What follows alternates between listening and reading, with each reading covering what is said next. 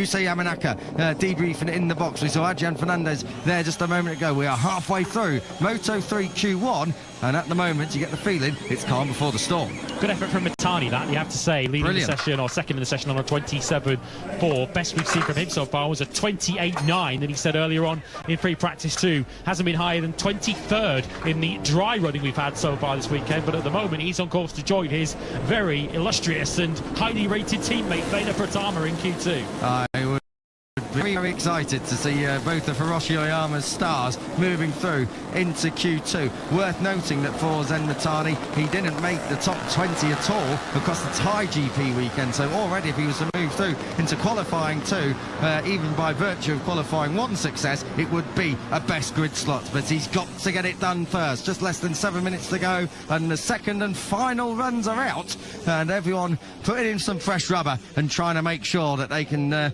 give themselves that best opportunity to graduate through the Q1 jungle and into the pole position shootout of Q2. Alrighty, we need to watch closely. We are now watching him closely. Adrian Fernandez, the 31, in 6th place at the moment. He did a 27.6 in FP2 earlier on today. He's a couple of tenths shy of that at the moment. Would be bordering on a disaster if Fernandez can find himself down what would be 20th on the grid if he doesn't improve on that 6th place. Q1 anyway is your pole position finish.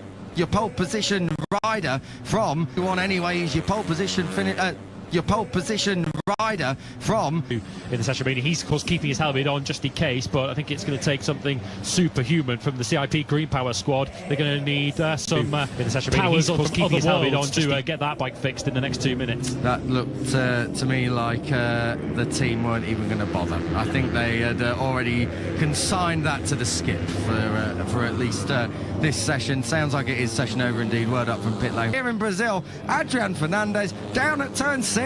So at the moment, 6th is as good as it's going to get. He's going to basically a lap to clean the tyres up and then trying to psych himself up for one more go. Of course, what he's done by crash, he's brought himself out of the group entirely, so he's now going to have to do this last run all on his own, because all the other riders still in the session are all together in this group that Yamanaka's leading. Anyone in close proximity as well to him, yellow flags would have cancelled some of their lap times. He's got dirty tyres and he's got less than 4 minutes now, Adrian Fernandez, to try and come through. Fastest lap time of the weekend to Alvaro Carpe, but we knew that was going to come. 1:27.070. I'd be surprised if we're not in the 1:26s. Maybe not in Q1, Carpe's going to be the gravel trap. Definitely in Q2. That's the gravel trap. Well said. Scrappy lap from Adrian Fernandez. It was always going to be. Matteo Bertelli, this could be interesting. Bertelli, this could be interesting. Bertelli, does it put him in? Yes, it does. He goes third. Now he's fourth. Ogden's found a way through. So as CIP Green Power pick up the pieces and debris on the other side of the gap.